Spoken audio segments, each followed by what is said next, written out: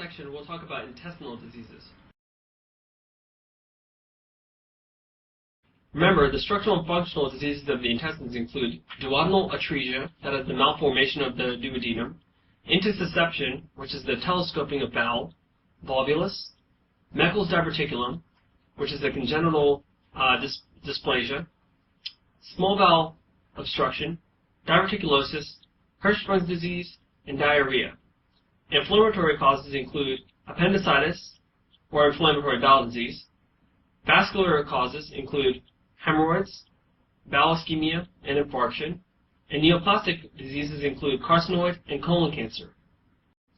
First, we'll talk about duodenal atresia. It's a congenital narrowing or obstruction of the duodenal lumen. It's associated with Down syndrome as well as maternal polyhydramnios.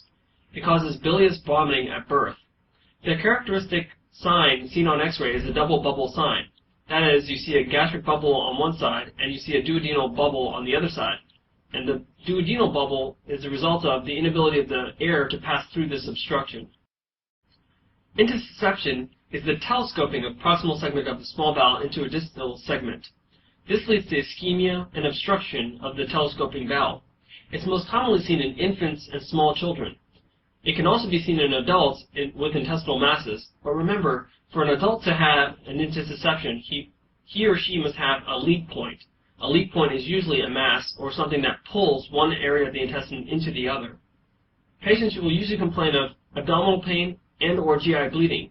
Remember, on the boards, they'll describe an infant who has current jelly stools. One of the things you should think about is intussusception.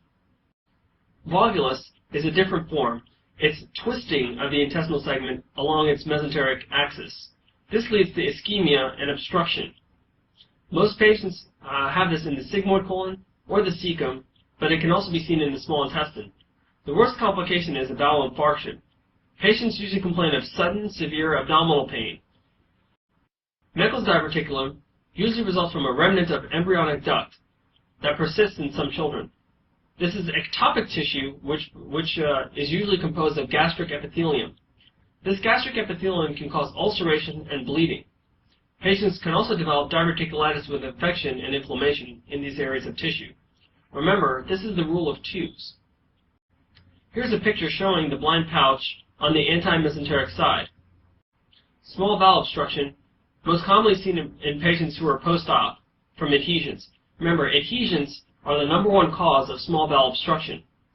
The other rare causes of small bowel obstruction include incarcerated hernia, volvulus, intussusception, and tumor. Patients usually complain of colicky abdominal pain, constipation, obstipation, bowel distension, and you can see air fluid levels on X-ray. Remember, this is a condition in which the pipes are obstructed, so anything that goes down into the pipes will come right back up. Diverticulosis is a very separate condition. This is usually a benign condition, often incidentally discovered. Two conditions that can result from diverticulosis include infection or inflammation of the diverticuli, we call diverticulitis, which causes a syndrome of fever and pain, or bleeding. Bleeding usually is self-limited and the result of small intestinal arteries. It usually occurs in patients with a history of chronic constipation or on a low-fiber diet. Usually we see this in the sigmoid colon, but this can also occur throughout the entire colon, or even in small bowel. The mucosa and submucosa pouch out through the weak areas in the muscularis. It usually occurs at a site of inherent weakness where the vessels penetrate the muscularis, thus causing the bleeding. Here's a picture showing a cross-section of what diverticuli look like. Notice on the diagram that you have the major lumen, which is the dark brown center, and then you have these little outpouchings on the bottom side. This is what we term diverticulosis. Again, the two most common complications include diverticulitis and diverticular bleeding. Remember, diverticulitis is inflammation of the diverticuli, which may lead to ulceration, ischemia, abscess formation, or perforation. Ulceration may also erode into the vessels, causing hematochezia, or red blood per rectum. Hirschsprung's disease is a congenital lack of enteric ganglion cells in the distal colon and or rectum. This is usually congenital, but it can also be acquired through Chagas disease. Remember, Chagas disease is the disease caused by the infection T. cruzi, usually found in South America. This results in the triad of toxic megacolon, cardiomyopathy, and achalasia. The pathogenesis is usually an affected segment which has a defect in motility or a functional obstruction. If you remove this aganglionic segment, the patients can usually pass bowel just fine. Remember, the proximal segment of the colon is dilated to this obstruction. Here's a picture showing what Hirschsprung's looks like. Notice at the rectum that it's very narrow due to the congenital abnormality of the plexus, which causes a tightening and an obstruction. The proximal colon is very dilated. Again, this is Hirschsprung's disease. It's diagnosed by rectal biopsy, demonstrating the lack of the myenteric plexus. It's present in the neonatal period and is associated with the delay in passage of the meconium. It usually results in abdominal pain, distension, constipation, and vomiting. Complications also include infection and perforation. Remember, the diagnosis is by rectal biopsy, demonstrating the absence of ganglion cells. Next, we'll talk about diarrhea. Diarrhea is defined as the increase in stool volume and/or fluidity. The etiology can be quite large. It can be the result of increased secretion of intestinal fluid, which we term secretory diarrhea, increase in the intraluminal osmotic force, which we call osmotic diarrhea, or it can be the result of inflammation or destruction of the epithelium, which we call exudative or inflammatory diarrhea, or it can be the result of a defect in absorption, which we call malabsorptive diarrhea, or it can be the result of an arrangement of the intestinal motility. Secretory diarrheas can be distinguished from osmotic and exudative diarrheas in the sense that when patients are fasting, these patients still have a diarrhea. Intestinal epithelium is usually stimulated to secrete fluid. This can be caused by viruses, bacteria such as Vibrio cholera or E. coli or B. cereus, secretory laxatives. These patients usually have a leukocyte-negative diarrhea because, again, this is not an inflammatory diarrhea. The fecal content is usually isotonic with that of serum. That is, there is no osmotic gap. Osmotic diarrheas, in contrast to secretory diarrheas, are usually present only with PO intake. They consist of non-absorbed solids which draw fluid into the intestinal lumen. These can result from lactase deficiency or osmotic laxatives such as magnesium-containing compounds. These patients again have a leukocyte-negative diarrhea because this is not inflammatory, but the fluid is typically hypotonic. That is, it consists of lots of water. These patients do have an osmotic gap. That is, the water content of the osmotic diarrhea patients contains solutes which are not present in the serum. This is what we call an osmotic gap, which we term osmotic diarrhea. Finally, we have an exudative diarrhea. These are the inflammatory types of diarrhea, including Shigella, enterohemorrhagic E. coli, Campylobacter, and E. histolytica. Remember, these are invasive organisms and damage the intestinal epithelium and cause an exudative diarrhea. C. difficile can also cause a similar picture. These patients do have leukocyte esterase detected in their stool. These patients have leukocytes because these are invasive inflammatory diarrheas. These patients can also present with bloody diarrheas, which are typically positive cultures. Malabsorptive diarrheas are primarily defects in absorption of fat and/or carbohydrates from the small intestine. These can result from pancreatic insufficiency, in which case there is a defect in pancreatic lipase or functional absence of pancreatic lipase, bile acid deficiency, which is required for the absorption of fats or triglycerides, or an overall loss of villous surface area. Pancreatic insufficiency results in a malabsorptive diarrhea, typically a steatorrhea, because of defects in the exocrine function of the pancreas.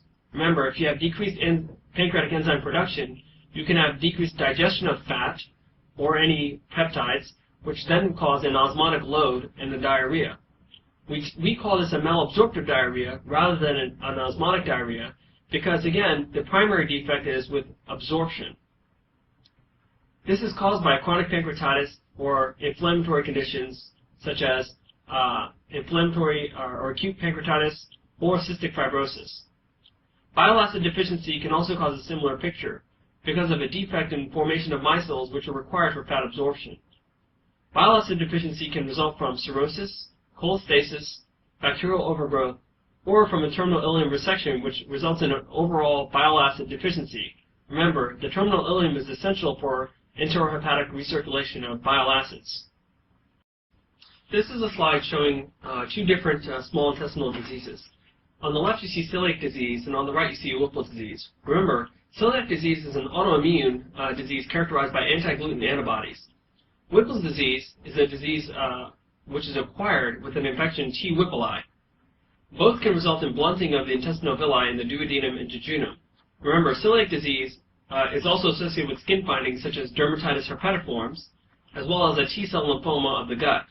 Whipple's disease is characterized by malabsorption, arthritis, lymphadenopathy, fever, vague skin complaints, as well as vague neurologic complaints. Remember, Whipple's disease is pretty difficult to diagnose.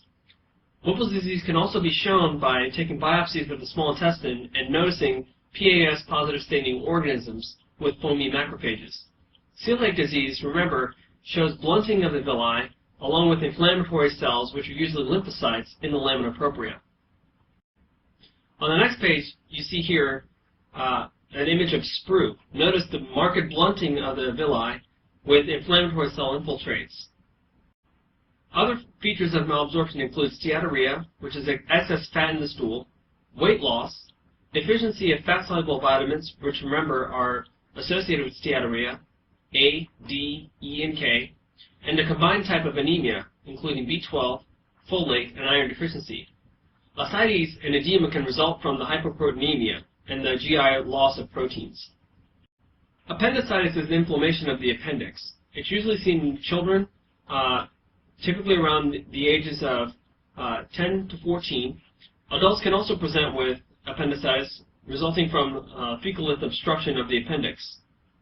Usually patients present with a periumbilical pain which starts vaguely and then starts moving towards the right lower quadrant. This right lower quadrant pain can be associated with fever and leukocytosis. If this appendicitis persists, this can eventually result in perforation and/or periappendiceal abscesses and frank peritonitis. Now we'll talk about inflammatory bowel disease. This consists of two major diseases, ulcerative colitis and Crohn's disease. Remember, inflammatory bowel disease is a chronic, relapsing inflammatory disorder of the GI tract. It's usually lumped into autoimmune disorders. Most commonly, it's seen in young adults. It can have a relapsing, remitting course associated with bouts of fever, abdominal pain, and bloody diarrhea associated with mucus. Here is a table distinguishing Crohn's disease from ulcerative colitis. Remember, Crohn's disease is discontinuous, associated with skipped lesions in the GI tract. It loves the terminal ileum. Ulcerative colitis, however, is a continuous disease starting from the rectum and extending proximally. It rarely is associated with terminal ileal disease. Crohn's disease can have focal ulcers with thickened bowels and fissures. Remember, Crohn's disease is the only disease which forms fistulas. Ulcerative colitis does not. Ulcerative colitis, however, causes extensive ulcerations and what we term pseudopolyps. The microscopic findings of Crohn's disease and ulcerative colitis can sometimes be confusing because they are similar. However, remember, Crohn's disease is a transmural inflammation, that is, inflammation of all the layers of the walls, and is also associated with non-caseating granulomas. If on the board you see granulomas, the answer is Crohn's disease. Ulcerative colitis, however, has crypt abscesses and superficial inflammation. That is, inflammation limited to the mucosa or submucosa. Both of these diseases can be associated with extraintestinal manifestations, including arthritis, erythema nodosum, but remember, ulcerative colitis is associated with primary sclerosing cholangitis. That is, PSC is associated with ulcerative colitis. Both Crohn's disease and ulcerative colitis are associated with an increase in adenocarcinoma. However, remember, ulcerative colitis, because it's an inflammation of the colon, and usually the entire colon, ulcerative colitis carries a higher risk of adenocarcinoma of the colon. Here's a picture of Crohn's disease. Notice the non-caseating granuloma seen in the bottom right picture. Here's ulcerative colitis. Notice the abscesses seen in the image. Next, we'll talk about hemorrhoids. Hemorrhoids are typically seen in patients with constipation, but also can be seen in patients with high blood flow states, such as pregnancy, or portal hypertension, such as that seen in cirrhosis. All of these etiologies result in increased rectal venous blood pressure. Straining and physical straining can sometimes result in occlusion or thrombosis of these hemorrhoids. Pregnancy is associated with increased venous volume, as is portal hypertension, which results in increased venous pressure. Increased pressure results in dilation of these rectal veins. Complications of hemorrhoids include thrombosis and/or bleeding. Here's a picture showing hemorrhoids. Remember, hemorrhoids can become very painful due to thrombosis and venous stasis. Bleeding is also quite common. Finally, we'll talk about ischemic bowel disease. Remember, ischemic bowel disease is the lack of blood flow to the intestine or colon. This can be the result of atherosclerosis or thrombosis, or embolism, and/or hypoperfusion, such as that seen in shock.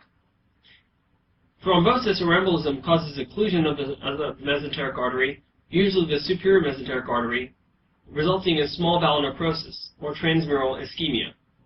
Hypoperfusion can cause a similar clinical picture with the results of low blood flow states, causing a mural, typically a mucosa or submucosa, or even a mucosal muscularis mucosa infarction.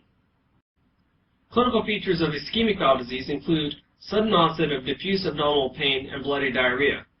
Physical exam typically shows an ileus with an absence of bowel sounds and abdominal distension. These patients typically have pain out of proportion to abdominal exam. If you see pain out of proportion to a physical exam on your boards, you should immediately think of acute mesenteric ischemia. The prognosis is very poor, associated with a 50% mortality. This is a surgical emergency.